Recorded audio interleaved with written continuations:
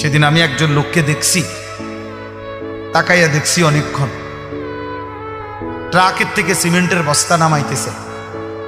আমি লোকটার দিকে তাকাইয়া ছিলাম, সারাটা শরীর ঘামে, আমার মনে হয় যেন লোকটা মানে পানির মধ্যে, সারাটা চুল চেহারা তার ঘামে, ঘাম বাইয়া বাইয়া পড়তেছে।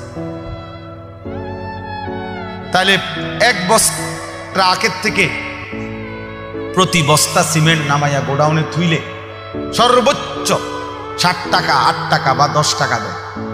সর্বোচ্চ রেট হলো 10 টাকা, মানে এন থেকে হয়তো গোডাউনে থুইবে আর কি। তাহলে 50 বস্তা সিমেন্ট যদি এই বেচারা নামায়, তাহলে প্রিয় যুবক ছেলে, 50 বার এই লোকটাকে, তোমার বাবাকে হতে পারে 50 বারই উনি কোমরটা বাঁকা, নাহলে কেমনে বস্তাটা লইব? 50 কেজি সিমেন্টের, 50 কেজি সিমেন্টের একটা বস্তা বেচারা কেমনে নিবে? প্রতিবারই তাকে কোমর বাঁকা করতে হয়েছে।